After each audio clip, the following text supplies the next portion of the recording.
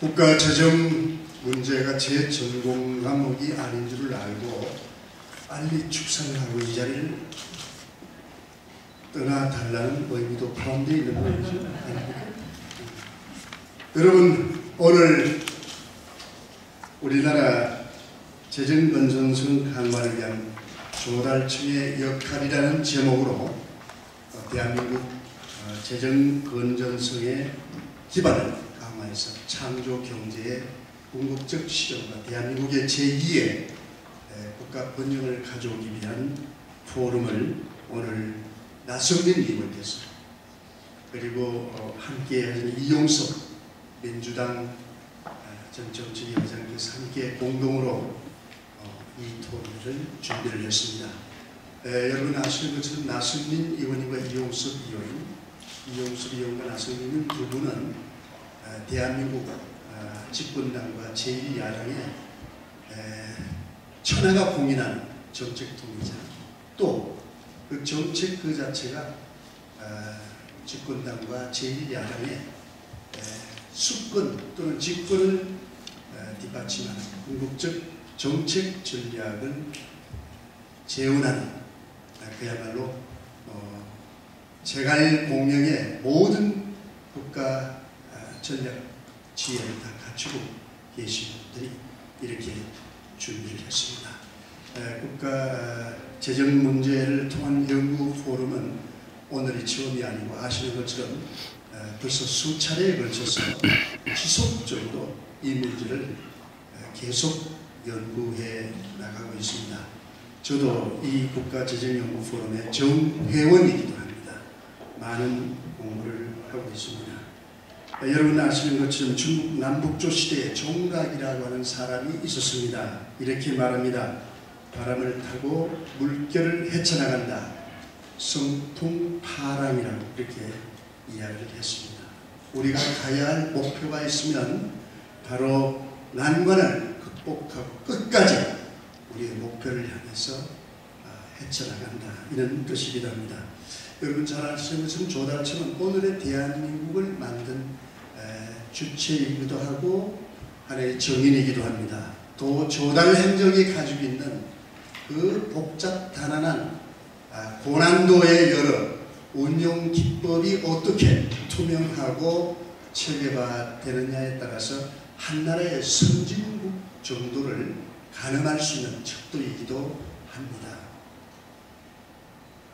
어쨌든 이 조달청이라는 것 때문에 지속 가능한 재정 확보, 그러면서도 세출 내지는 지출 구조의 전략적 체계화를 통해서 집행 재정을 어떻게 하면 효율화하고 그 효율화를 통해서 피드백하면서 궁극적으로 국가 재정 기반을 강화해서 재정 건전성을 지속적으로 뒷받침할 수 있는 방안이 바로 이 조달청 운용체계에 달려 있다는 것은 여러분들도 잘 아실 겁니다. 바로 조달청이 투명하고 깨끗하고 그리고 그 전략적 체계가 효율성을 담보하면 할수록 대한민국의 국가 재정 건전성은 그만큼 강화되고 궁극적으로 지속적인 재정 건전성을 바탕으로 하는 창조 경제의 실현을 뒷받침하는 하나의 울타리가 될 것으로 확신합니다. 바로 오늘 이 토론회가 바로 오늘 조달청 역할을 다시 한번 뒤돌아보고 그 조달청의 역할을 새롭게 정립함으로써 한강 기적을 일구어낸 바로 국가 변형에 큰 역할을 한 조달청의 새로운 역할을 통해서 제2의 또 하나의 한강의 기적을 만들어내기 위한 조달청의 역할 체계를 다시 점검하는 시간입니다. 오늘 여러분 전문가들이 좋은 의견을 주시고 나성민 의원께서 본격적으로 이용섭 의원과 함께 여야가 하나가 돼서 국가 재정의 건전성을 강화하는 새로운 기반을 만들어내게 되기를 진심으로 기원합니다. 오늘 귀한 자리에 우리 정의와 제 직전 국회 전 부의장께서 나오시고 오영식 민주당 또 한 분의 정책통입니다. 저분의 지혜가 지금 민주당을 지탱해 주고 있는 몇 분 안 되는 재인 중에 한 분인데 오영식 의원이시고 그다음에 안효대 의원님, 새누리당 유지영 의원님, 그리고 조명철 의원 여러분이 오셨습니다. 좀 있으면 또 시간에 맞춰서 많은 분이 올 텐데 어쨌든 이제 조달청 혼자만으로는 또 힘이 붙입니다. 나성민 의원께서 조달청이 어떤 사람이 그 자리에 가도 국가 재정의 건전성을 확보하는 체계적인 운용 시스템이 될 수 있도록 그 역할을 재조정하기 위한 나성민 의원님의 깃발을 여러분 믿고 따라 주시길 바랍니다. 좋은 제안이 만들어지면 이제 국회 본회의를 통과할 수 있는 좋은 최종 입법이 완성될 수 있도록 기원합니다. 함께 우리 돕겠습니다. 그러나 여러분들이 나성민 의원께 힘을 주셔야 합니다. 여러분 힘줄 때는 정말 산산박수와 같이 박수와 함성을 함께 보내줘서 포기하려고 할 때 바로 그 박수 소리가 기억이 나서 다시 일어서서 이 일을 기어이 해낼 수 있도록 힘이 되어주길 바라는 마음에서 제가 나성민 의원께 박수와 함성을 하는 크게 천둥 같은 지원을 보내주시기 바랍니다. 나성민 의원님께 박수와 함성을 보내주시기 바랍니다.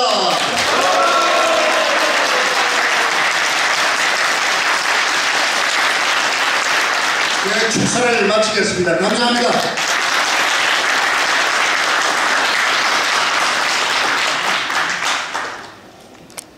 네, 다음은 오늘 토론회를 주최하는 국회 국가재정연구 포럼의 공동대표를 맡고 계신 새누리당 나성민 의원님의 개회사가 있겠습니다.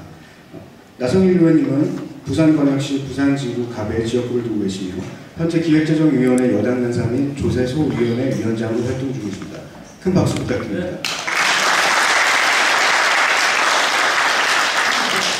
이분들 먼저 좀 소개시켜드려야 되는데 내가 짜증나게 할 테니까 오늘 오신 국회의원들 좀 소개해 주시기 바랍니다. 하여튼 이병수 부회장님 참 못 말립니다. 재정도 잘 모르신다고 그러고 조달청도 모르시니까 갑자기 그냥 오늘 주제 발표 나와주니까 하여튼 존경합니다. 그리고 저도 그렇게 띄워주시고 감사합니다. 국회의장님보다는 부의장님 모셔야지 이게 주최자들 많이 띄워주시더라고요. 앞으로도 의장님보다는 부의장님 오늘 제가 좀 늦어서 죄송합니다. 지금 막 내일 3개째 하고 있어요. 아침부터 7시 반, 8시, 9시 조세소위원회 제가 위원장으로서 조세소위원회 하고 있는데 여야간에 지금 이견이 생겨서 지금 조금 가역을 뵙고 있습니다. 그 바람 제가 이걸 깜빡 잊어버리고 있었어요. 죄송합니다. 오늘 오신 분들 너무 감사드리고요. 정부 조달의 중요성은 다 알지 않습니까? 근데 지금 그동안 사실 많이 깨끗해졌어요. 그리고 체계화되고 해가지고 좋아졌는데 그럼에도 불구하고 좀 더 정부 조달을 통해서 정부 재정을 건전화할 수 있는 방법이 있느냐 하는 것을 저는 원하는 겁니다. 근데 이게 잘 됐는데 누가 어떤 경우는 조달청 통하면 돈이 더 많이 듭니다. 그거 아시죠? 조달청장. 그냥 개인적으로 예를 들어서 공원에 벤치 그냥 중고 상점에 가서 사면은 50만 원을 사는데 조달청 통해서 500만 원 들어요. 이게 문제예요. 그런 걸 우리 고쳐야 됩니다. 그래야지 재정 건전성이 더 강화될 수 있죠. 지금 재정이 엉망이라서 지금 뭐 세수를 증대시키자 또 정부 지출을 재조정하자 이런 거 다 해야죠. 그렇지만 조달도 우리가 좀 더 개선할 점이 있으면 개선이 필요하다고 생각합니다. 오늘 이 토론을 통해서 그런 안을 제시해 주시면 저는 오늘 이영석 의원도 오시지 않았지만 여자가 힘을 합해서 정책도 하고 또 통과시키도록 하겠습니다. 여기도 또 창조경제가 나왔네요. 요새는 창조경제 문제가 없어. 금융에도 창조금융. 이건 창조조달이 되겠네요. 그죠? 창조조달. 무슨 뭐 창조조달이 뭔지 모르겠지만 잘 하셔가지고 우리 국가 기능이 높이는데 기회해 주시기 바라겠습니다. 오늘 오신 분들 너무 감사드리고요. 끝까지 앉으셔서 가능하면 모아 주시기 바라겠습니다. 오늘 조달청에 잘 진행해 주십시오. 저는 또 가서 또 저기 얘기해야 돼요. 그러니까 오래 못하셨을 겁니다. 좋은 의견 주십시오. 감사합니다. 안녕하십니까. 조달청장 위용동입니다. 먼저 조달행정을 책임 맡고 있는 입장에서 공공조달을 주제로 한 오늘 토론회 자리를 마련해 주시고 기내주신 이병석 국회의장님 국회재정연구포럼 공동대표이신 나성민 의원님과 이용석 의원님 그리고 여러 의원님께 감사의 말씀을 드립니다. 아울러 주제 발표와 토론을 맡아주신 분들께도 감사를 드립니다. 잘 아시는 것처럼 재정의 역할과 중요성이 갈수록 커지고 있습니다. 특히 우리 경제가 안고 있는 일자리 창출과 성장 잠재력 확충, 사회복지 강화와 같은 많은 과제들을 해결하기 위해서는 지속적인 재정 투입이 요구되고 있습니다. 이처럼 원전 재정의 잠재적 위험이 존재하는 상황에서 재정 집행의 큰 부분을 차지하는 공공조달을 주제로 토론회가 열리게 된 것을 매우 의미 있고 시적절하다고 생각합니다. 공공조달을 효율화로 예산을 절감하면서도 공공수요를 활용하여 서비스, 정보통신, 부품소리 등과 같은 미래 유망 산업을 육성하고 일자리를 창출할 수 있습니다. 조달청에서는 정부 구매력을 통해 창조경제를 지원하고 투명하고 효율적인 조달로 재정 건전성을 높이고자 지난 5월 조달행정 혁신방안을 마련하여 추진하고 있습니다. 오늘 토론회에서 제시된 의견들을 그러한 조달행정 혁신 과정에 적극 반영하여 국가경제 측면에서 조달행정의 효과성이 보다 제고되도록 하겠습니다. 아무쪼록 오늘 토론회가 공공조달 발전을 위한 유익한 논의장이 되기를 기대하면서 자리를 같이 해주신 모든 분들께 다시 한번 감사드립니다. 감사합니다. 안녕하십니까. 한국조달연구원장 김용수입니다.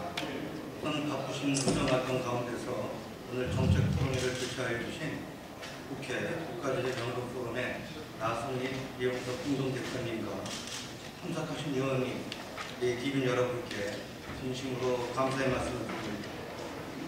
그리고 오늘 바쁘신 일정 가운데서도 토론회를 축하해 주시러 귀한 발언하신 이병석 국회의장님, 행사의 호응 및 환영사를 해주신 민용정 조달총장님께 깊은 감사의 말씀을 드립니다.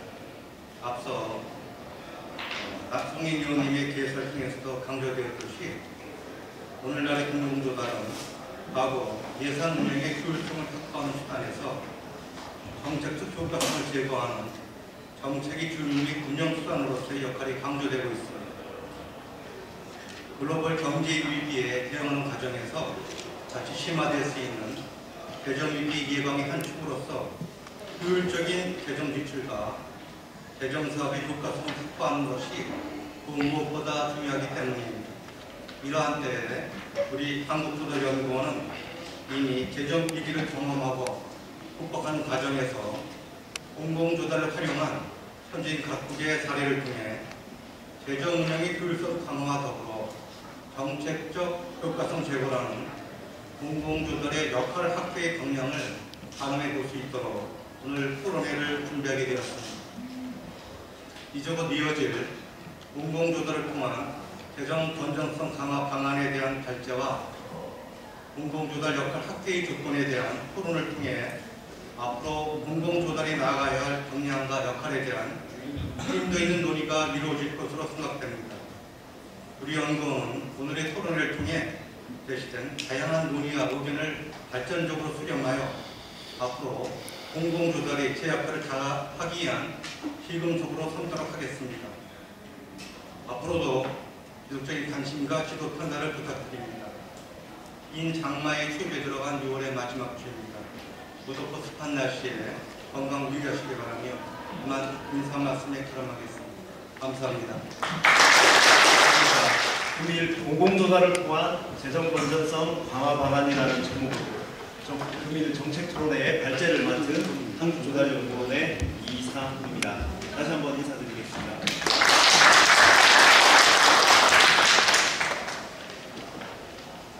네, 금일 발제의 순서는 재정 건전성의 개요로부터 공공조달 정책 역할 확대의 과제에 크게 6가지 부분으로 해서 설명을 드리도록 공공조달의 적용 방안으로 일관형 공공조달 시스템 강화, 중앙집중적 통합동의 활성화, 현장 수요와 정책 수요를 연계하는 매치메이킹 기능 등을 소개해 주셨습니다. 이러한 활성화 방안 중에 이미 조달청에서 적극 실행을 하고 있는 부분이 있고 앞으로 시행을 위해 검토하고 있는 부분이 있습니다. 재정 건전성 방안으로 제시된 이러한 내용들에 대해서 전문가분들께서 생각하시는 의견이 많으실 것으로 생각이 됩니다. 먼저 공공조달 관련 법제를 전문적으로 연구하시는 김대원 교수님께 중앙집중 구매와 관련해서 현재의 조달 요청, 중앙조달 요청 기준을 하회하는 절건을 재정운영 효율성 향상을 위해서 통합 구매하는 것이 가능한지, 그리고 어떤 것들의 개선이 이루어져야 되는지 의견을 한번 여쭙고 싶습니다. 예, 감사합니다. 아시다시피 지금 국가계약법이나 지방계약법의 중앙조달 관련 통합구매가 일정 요건이 수준 충족이 되면 가능하도록 법제화되어 있기 때문에 특별한 문제는 없으리라고 생각합니다. 저는 아까 발제와 관련해서 중앙집권적 구매, 다른 측면에서 그런 문제를 제기를 해보고 싶습니다. 오늘 저희 이제 법제 관련 제가 주로 말씀을 드리려고 하는데, 국제 관계와 관련해서 지금 특히 이제 우리가 다발적인 FTA 관련해서 FTA 내에 지금 정부 조달 챕터들이 여러 형태로 들어가 있다고 합니다.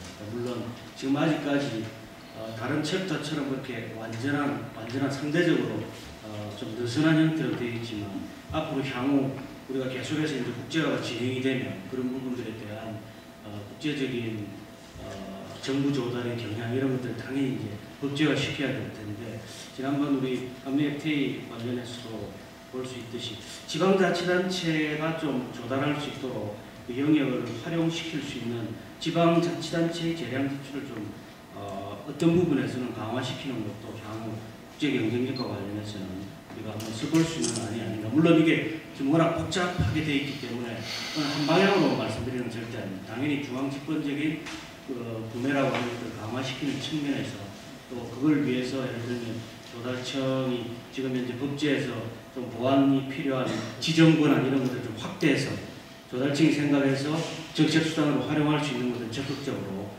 중앙집권 구매를 활용을 하고, 그렇지 않는 부분에 대해서는 향후 당연히 그 국제 협상과 관련해서 우리가 좀 더 좀 우월한 부분들을 차지하기 위해서 불건적인 형태의 구매도 그런 부분도 같이 한번 고려를 해봐야 되지 않을까 그런 생각이 듭니다. 다음으로 일관형 공공조달을 하면서 창업에서 중견기업으로 성장시키는 희망 사다리 정책은 중소기업 제품 구매 촉진 및 판로 지원에 관한 법률에서 그 지원 자격이 중소기업으로 제한되고 있는 것을 극복해야 되는 그러한 것으로 보입니다. 이를 해결하기 위해 법률적으로 검토해야 될 사항들이 있는지 한번 의견을 듣고 싶습니다. 예, 뭐 법제와 관련해서만 말씀드린다면 지금 말씀하신 것처럼 그 가능한 이제 특히 신흥 기술 구매 제품들을 생산하는 기업들을 가능한 중소기업 지위를 오래 유지시킬 수 있도록 중소기업 지위 연장을 일정한 요건 하에서 연장시키는 형태로 법을 보충하는 것도 충분히 방법이 될 것 같습니다. 제가 생각할 때는 첫 번째 문제도 그렇고 두 번째 문제도 그렇고 정책적인 판단을 어디에 두는가에 따라서 그 정책에 따라서 충분히 법제는 개정 내지는 보완할 수 있는 가능성이 충분히 있으리라고 생각합니다. 추가해서 국제적인 관계와 관련해서 말씀드리고 싶은 것은 지금 이제 우리 창조경제와 관련해서는 아무래도 정부 지출이 이제 기존의 그 민간의 그런 R&D에 보충적으로 이제 좀 적용이 보충적인 어떤 지원을 좀 하겠다 그런 의미로 아마 정부 조달 맥락에서 익힐 수 있는데 뭐 여러 번 나온 이야기지만은 그렇게 될 때 지금 우리가 WTO 체제하에서 국제 통상이라고 하는 것들이 큰 의미에서 이제는 국가 정책적인 각국의 정책 수단이 되어 있기 때문에 이 보조금 협정과 관련성이 문제가 될 수 있습니다.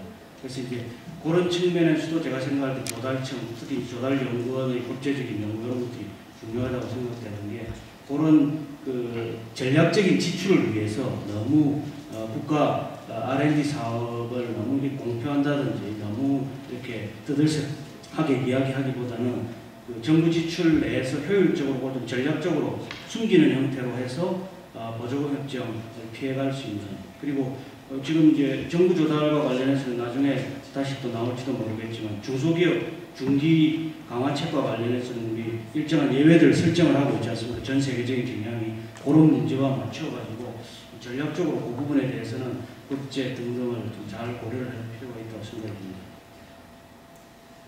예, 다음으로 이태원 조달청 조정관님께 몇 가지 질문을 드리겠습니다. 공공조달의 실무를 주관하시는 조달청의 입장에서 현재 지금 발표에서 제시된 방안이 현재 계획하고 계시는 재정 건전성, 그다음에 창조 경제 기반 구축 등과 관련성이 있다고 판단하시는지, 또한 특히 최근 이제 5월에 조달행정 혁신 방안으로 중점과제 100대 과제를 이제 제시하셨는데 이러한 금일 제시한 방안과 관련해서 구체적으로 관련성 있는 문제들이 어떤 것들이 있는지 뜻이 예. 두 가지 말씀하셨는데 먼저 그 조달행정 혁신 방안 제목은 이제 경제 부흥을 위한 조달행정 혁신 방안이라고 해서 최근에 급격한 그 주변 환경 변화에 따른 공공 조달의 역할, 기능 그리고 운영 방식의 그 변화 요구에 대응해서 저희 공공 조달을 통해서 당면 과제들을 해결하기 위한 3대 분야, 100개의 혁신 과제를 선정해서 추진하게 됐습니다.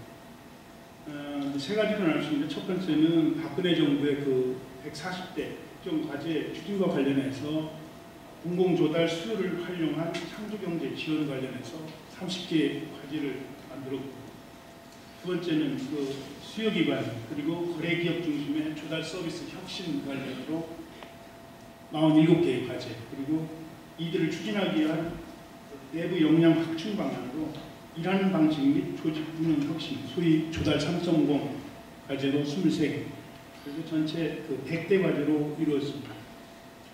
이 내용들은 오늘 발제됐던 그 이상은 박사께서 발제해 주셨던 그 공공조달의 역할 확대 방안하고 또는 그 지향하는 방향성 같다고 생각합니다. 특히 그 내용 중에 이제 공공 구매력을 통한 신산업 육성이라든가 좋은 일자리 창출 지원, 또는 그 사회적 배려 대상 기업, 그러니까 사회적 기업이라든가 여성 기업, 장애인 기업 같은 그 사회적 배려 대상 기업의 수주 납품 기회 확대로 납품 기회를 확대시켜줘서 지속적인 성장을 유도하는 것. 그 마지막으로 재정 집행 효율화 관련된 세부 과제들, 이런 것들이 구체적인 실행 방안이라든가 또는 이런 것들이 방향성, 재정력 등에 있어서 시사점이 있을 것으로 생각합니다. 다음으로 민간 부문의 공공 수요를 나라장터 등을 통해서 공공 부문으로 전환할 경우 특정의 민간 시장 또는 관련 산업 구조 등을 왜곡하는 그런 문제점 등은 향후에 발생하지 않을지, 이런 것들이 우려됩니다. 그런 것들에 대해서 생각을 좀 듣고 싶습니다. 민간 부분 그 수요가 공공조달 영역으로 포함될 경우에 그 기존 시장 구조에는 그 어느 정도 약간의 영향이 있을 것으로 판단합니다. 그런데 그 민간 수의 공공 수요화를 본격적으로 추진하기 위해서는 우선 시범적으로 추진을 해본 다음에 성과 그리고 문제점 등을 식별을 해서 단계적으로 확대를 할 필요가 있다고 생각합니다.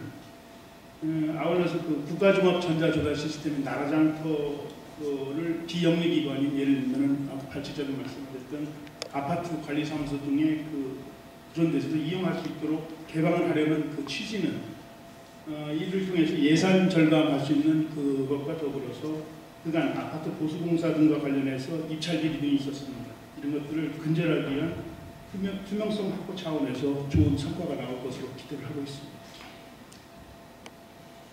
예, 다음으로 김대중 교수님께 여쭙고 싶습니다. 일관형 공공조달 시스템을 통해서 중소기업을 중견기업으로 지속적으로 성장시킬 때 발생할 수 있는 과도한 지원의 집중 문제를 생각해 볼 수가 있을 것 같습니다. 이를 위해서 이성훈 실장이 제시한 그런 의견이 어떻게 합리적이고 판단되시는지 의견을 여쭙고 싶습니다. 그 말 일관형 공공조달 시스템이라는 그 첫 번째 이제 서두에 나오는 일관이라는 말이 처음에 그 얘기를 들었을 때 이게 무슨 말인가 하고 잠시 생각을 하게 됐습니다. 근데 결국 이 일관형 공공조달 시스템을 자세히 살펴보면 정책에서부터 운영에 관련된 조달 프로세스가 성과까지 완전히 연계되는 부분에 대해서 얘기를 하고 있는 그런 시스템이기 때문에 특히 이제 경제 위기를 아니면은 경제 침체하에 지금 살아가고 있는 이제 저희 기업의 현실들을 살펴봤을 때 저희가 이제 현재는 경쟁을 제 경영학적 관점에서 보면은 기업 간의 경쟁이라기보다는 공급 차질이나 망의 경쟁이라는 얘기를 많이 합니다. 그래서 이제 스탠포드에 있는 공급 차질 쪽에 아주 대가라고 하는 하울리 교수는 이런 얘기를 합니다. 현재 기업들이 시장에서 성공하기 위해서 가장 필요한 세 가지 요소가 무엇인가 하면서 3A라는 단어로 트리플 A 서플라이 체인이라는 얘기를 하는데 그 중에 하나의 A가 바로 이 alignment 얘기를 하는 지금 저희 이정 박사님께서 말씀해 주신 일관형. 그래서 당연히 이런 일관형 모든 정책에서부터 성과 단계까지 연계되어져서 정책에서 실행까지 가야 하는 것은 당연한 방향이 아닌가 생각합니다. 그런 과정에서 과도한 지원에 집중 문제가 생길 수가 있는데 저는 이제 그 문제는 결국 선택과 집중의 문제가 아닌가라는 부분을 한번 생각해 봐야 될 것 같고요. 특히 이제 민간 조달에 비해서 공공 조달 조합은 더 중요한 게 이제 거래 공정성이라든지 투명성, 그로 인해서 이제 신뢰를 확보할 수 있는 신뢰성. 이제 그 축과 더불어 어떻게 보면 공공 조달에서 지금은 이제 많이 여러 부분이 바뀌고 프로세스 자체의 혁신이 일어났기 때문에 달라진 상황입니다만 또 하나 이제 공공 쪽에서 어쩔 수 없이 가지고 있는 문제점이 효율성의 문제가 아닌가 생각을 합니다. 그래서 이제 이 두 가지 축을 놓고 보면은 우리가 국내로부터 나온 세금을 어떻게 그 예산을 통해서 효율적으로 활용할 수 있는가 하는 관점에서 볼 때 특히 이제 중소기업에서 중견기업으로 가게 되고 중견기업으로 들어가게 되면서 일정 기간 유예기간이 없이 지원이 중단된다든지 그런 걸로 인해서 이미 발표에서 보셨듯이 많은 수의 중견기업이 다시 중소기업화되고 하는 이제 이런 문제들을 보완하기 위해서 그런 중견기업들에게 어떤 상응하는 의무를 부과한다는 것은 굉장히 좋은 취지일 것 같습니다. 하지만 이제 그럼에도 불구하고 그런 의무를 어떻게 부과할 수 있을 것인가 발표하신 것처럼 기술 공유 굉장히 좋은 부분이 될 수 있을 것 같습니다. 매출 공유의 부분은 저희가 좀 심각하게 고민을 해봐야 되는 부분이 아닌가 싶기도 합니다.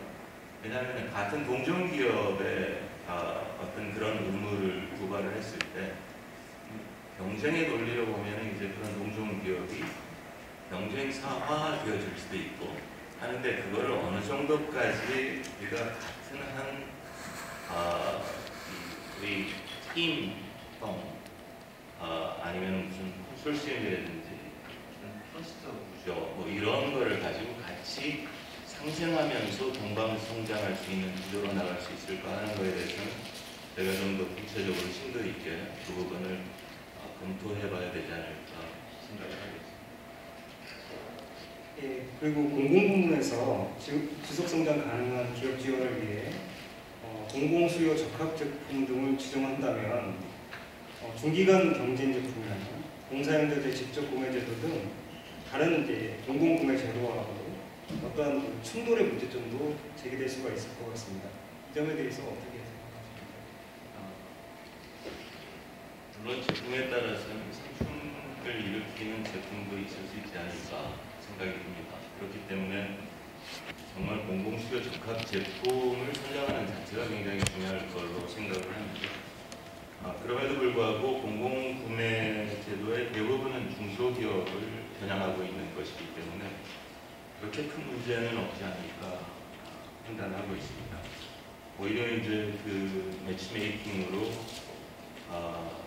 어떤 새로운 시설 수요를 통해서 이게 이제 정책에 나왔는데 이제 다시 밑으로 다시 연결돼서 내려오는 그러한 것들이 선순환적으로 잘 운영이 되고 실행이 될 수 있다면은 현재 제시하신 모델이 굉장히 효과적인 모델이 아닌가 생각을 합니다. 그럼에도 이제 불구하고 예를 들면 이제 동반성장위원회에서 중소기업 적합 업종 이런 얘기가 나오고 있는데 그 그쪽에서 이제 얘기하는 어떤 특정 자격이라든지 품목을 제한하는 이러한 문제에 대해서는 제가 좀 더 이제 총체적으로 그런 동반 성장만이 아니라 국가의 이제 R&D 관련되는 부분이나 아니면 이제 중기청에서 내놓는 정책이나 이런 부분들을 제가 다각적으로 검토를 하면서 이게 과연 경제로 우리 국가 재정에 어떤 영향을 미칠까라는 걸 좀 더 심도 있게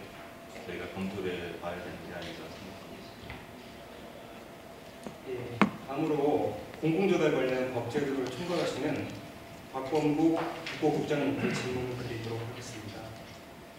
우리나라 공공조달에 있어서 중소기업 지원 현황을 한번 말씀해 주시고 정책 추진 과정에서의 어려움을 말씀해 주시겠습니다.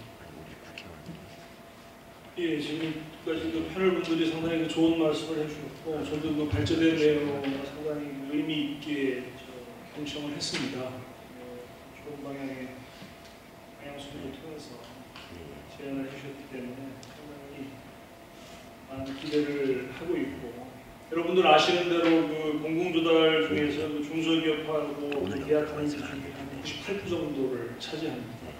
그것은 역설적으로 지금 한국 그 공공조달에서 저희 조달청이 차지하는 어떤 그 집행 역할이라든가 우리 법제 측면에서 상당히 제도가 잘 되어 있어서 아까 이윤아 선진국을 언급했습니다만 중소기업을 지원하는 측면에서의 제도들은 상당히 잘 정비되어 있습니다. 다만 이제 문제는 워낙 많은 제도들이 많은 시간을 두고 정비되어 있기 때문에 상당히 그 기업 간의 그 이해관계가 되어 있다는 측면들이 제도가 상당히 많이 존재합니다. 그래서 늘 제도는 그 개선을 전제로 해서 저희가 추진을 해나가는 것이기 때문에 차제에 그런 부분들도 다시 재조정을 꾀한다든가 아까 여러 교수님들 말씀하셨습니다만 시장이나 산업은 늘 변화하는 것이기 때문에 저희가 선택과 집중을 시기적으로 잘 결정을 해야 됩니다. 그래서 그런 측면에서는 기재부도 조달청과 같이 협업을 해서 지금 정부 정책 기조에 맞게 현장에서의 피드백에 근거한 현실성의 정책을 수립될 수 있도록 마지막으로 공공조달 관련 법제도를 권장하시는 입장에서 앞서 발제 내용과 관련해 국장님께서 생각하시는 향후 우리나라의 공공조달에 나아가야 하는 방향에 대해서 생각을 말씀해 주셨습니다. 예, 그 기왕 말씀드린 대로 아까 그 보건에 공감한다고 이제 표시하는 부분은 우리가 너무 그 효율성만을 추구해서 이 최저가 방식에만 집착하는 것은 적합치 않다고 생각합니다. 조달 행정이 갖고 있는 여러 가지 정책 효과가 있을 수 있기 때문에 아까 제가 말씀드린 대로 기왕이 갖고 있는 공공성도 상당히 같이 유지를 해야 되고 거기에 경제성을 같이 가미해서 가야 되기 때문에 그래서 세계적인 추세가 이 종합가치 아까 저 2m라고 해서 아까 가치자가 말씀해 주셨습니다. 경제적으로 효과성이 높은 그런 식의 문제에 대한 제도들이 많이 돼야 될 것 같고 아까 제가 발제 내용 부분 관련해서 조금만 구체적으로 좀 언급을 하면 발제 내용은 여러분들이 이해하신 대로 방향을 언급했다고 저는 생각합니다.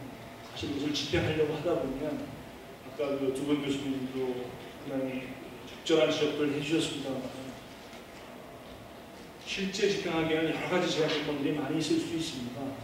지금 일관형 공공조달 같은 경우에도 중견기업을 지원한다고 하는 정책 취지에는 전적으로 공감합니다만 여러분들 아시는 대로 중견기업의 지원을 위한 산업발전법이라고 하는 법체계도 있고 저희가 아까 민간의 어떤 그 부분들을 갖고 조금 이 중견기업을 지원해주는 부분에 대한 보완적인 역할에 대한 부분에 대한 얘기를 해주셨는데 사실 집행하려고 하다 보면 그게 쉬운 일은 아닐 겁니다.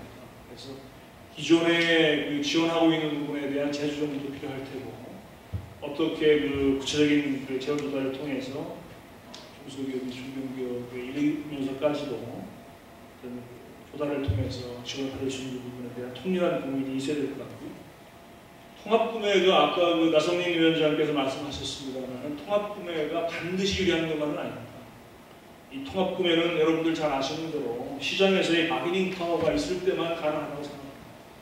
제가 개인적으로 농림부에서 물가 담당을 한 2년간 공모로 나가서 했습니다만 저희가 그 돼지고기값 안정시킬 때 일본에서 나가서 오히려 값을 올린 경우가 있습니다. 똑같습니다. 최근 국내의 어떤 특정 수요 때문에 이게 뭐 적절한 표현인지 아닌지 모르겠습니다만 그런 부분도 좀 유념을 해서 통합구매에 대한 시장에서 필요하다고 판단되면 뭐 당연히 이런 부분들은 제도적인 어떤 그 보완을 통해서 가야 되겠지만 상당히 이 부분도 좀 유념을 해서 생각을 해야 될 것 같아요. H메이킹은 뭐 여러분들 아시는 대로 이번 정부 들어와서 이런 기준은 상당히 많이 정착했다고 생각합니다. 저희 기재부도 법제를 담당하고 있습니다만 현장에서의 조달청의 목소리를 아주 중요하게 생각합니다. 그래서 조달청과 기재부가 한 팀이 돼서 시장에서의 피드백이 긴 시간을 거치지 않고 제도에 반영될 수 있도록 최선의 노력을 다하겠습니다. 고맙습니다.